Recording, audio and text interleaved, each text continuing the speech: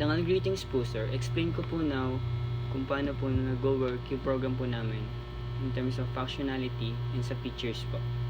First, sa login interface po. Sa admin, once entered po, magka-ask po si program for user, input, and password, which is fixed na po. May dummy data po tayo po for that. And once logged in po, makikita po natin yung admin interface na meron po siyang tab pane of course dashboard, content factory, performance tracking, and controller and report. Sa course dashboard naman po, makikita po natin yung mga course na nasa learning management system and the enrolled student po na meron doon. Sa content factory po, we can add content and also remove content. Meron po siyang dummy data, and let's try po to add the content of 4 documents and doc1, and attach po natin siya sa OOP. Once submit po, pag tinignan po natin sa OOP, makikita po natin sa document, dalawa na po yung document 1 and doc 1.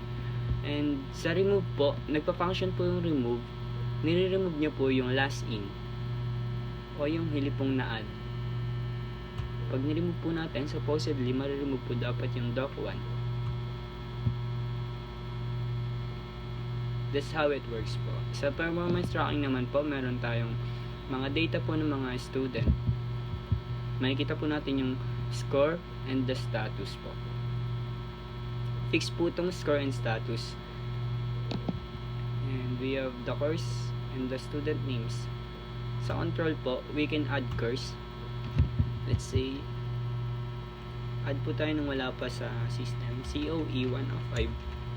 Description is P6. Instructor name, Cyrus. Mag-error po pag nag-add tayo ng instructor name na wala po sa learning management system. So, Cyrus po, nandito na po siya sa dummy data. Once submit po, makikita po natin sa course dashboard na na-add po yung ginawa nating course. P6, pero wala pa pong enrolled student sa kanya.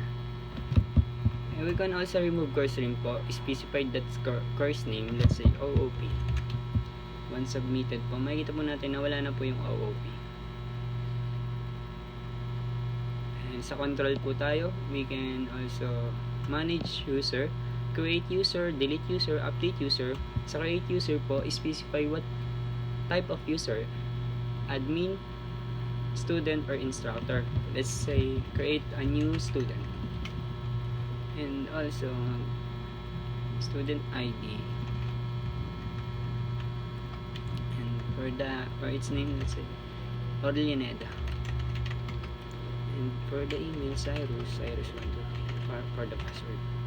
Once submit po, we need to enroll that new student po sa course na meron po sa learning management system.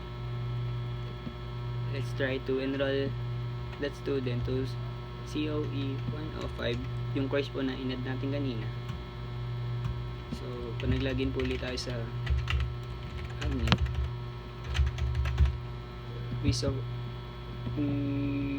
we can see po na nagkaroon po ng 1 sa enrolled student, yung bago po nating add na course. And that's how manage user work po. We can also update user rin po. Let's say that name in the performance tracking po, makikita po natin Orlineda. Try pong ay, di ko nakabisado yung ID niya. Ay, ito na lang pong Cyrus. Student, submit ID po 2817. Yung user ID, let's say username, gawin po natin siyang Ken. For new email po, Ken and Ken 123. Submit. Pagka nag-enter po ulit tayo sa admin, nakikita po natin yung mga data na nabago. Once login po sa performance tracking, nakikita po natin na yung Cyrus po naging Ken po siya. Kanina po Cyrus. Ganun po nangyayari ganun po gumagana yung manage user, create, delete, and update user. Sa report naman po, makikita po natin dito na instructor added video content. Makikita po natin yung activity ng instructor at saka ng student po. So, meron na po siyang report kasi po, naggumawa po ako ng dummy data for course dashboard ay content factory and sa content po ng mga course. Yung sa OOP po, kasi na-delete po natin yung OOP. Pero nasa report pa rin po siya. So, kung mag-add po tayo ng new report, kailangan po natin ng new action. Sa student naman po, fixed data rin po yung gagamitin ko. Once login po, magpa-pop up po yung student interface na meron po siyang course dashboard, content factory rin po, but hindi niya po pwedeng i-manage yung content factory, unlike the admin po. Ang makakapag-add and delete lang po is yung admin and then yung instructor. Sa performance tracking naman po, we can see po yung mga student po, their course score po at saka status. And sa attached task po, dito po magpapasa ng assignment. Let's say po video and drawing daw. Once submit task po, mapupunta po siya sa admin report na yung student nagpasa po ng task. Ito po yung may notification na rin po siya for admin action and instructor action. Tingnan po natin sa admin report yung pinasa po ng estudyante. Makikita po natin sa report na na-add po yung student submit a task. Ganun po gumagana yung report. And for the instructor naman po, fixed data rin po yung gagamitin ko.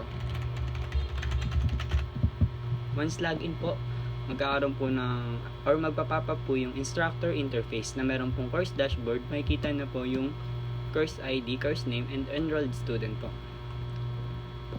Hindi na po natin nakita yung OOP kasi po dinilit po natin kanina. And andito po yung inad natin na COE 105 and course description P6. Sa content factory naman po, makita po natin meron pong add content like sa admin po.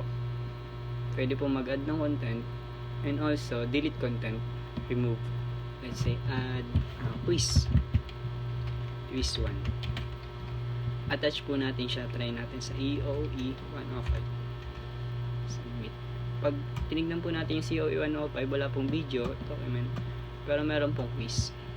Pero pwede po tayo mag-add ng video and document. Sa quiz po, pwede natin i-remove. Pag tinignan po natin, quiz, wala na po. Sa performance tracking naman po, makikita rin po niya yung mga data ng estudyante. Their name and their course, score, and the status po. And ganun po gumagana yung ginawa po namin program. Proceed na po sa explanation po ng code. Thank you po, sir. Dangal greetings and good day everyone, especially to our professor, Mr. Janus Tan. We are the 2ITE and today we will be presenting our finals project, which is Learning Management System or the LMS. And so without further ado, let's get started. So for the first class, which is the admin class, part of the finals project package, it extends the user class in the Learning Management System or the LMS.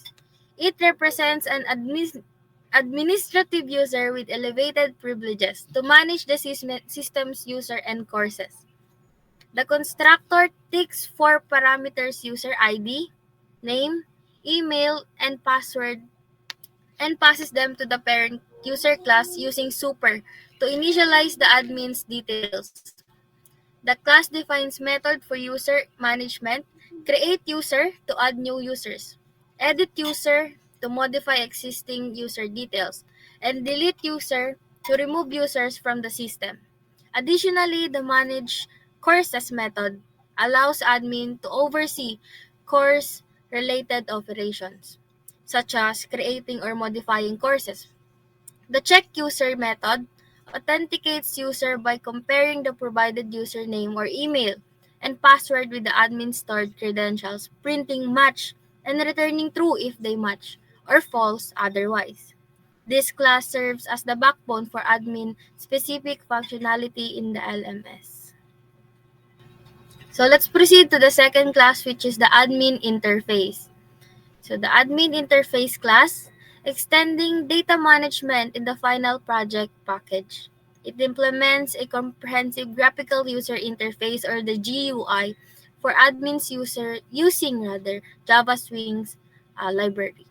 So it creates a JFrame window titled Admin Learning Management System with a tab layout via JTab pane, offering 5 tabs. For third class, which is the content class, this Java code snippet as part of the learning management system or the LMS project named Finals project, such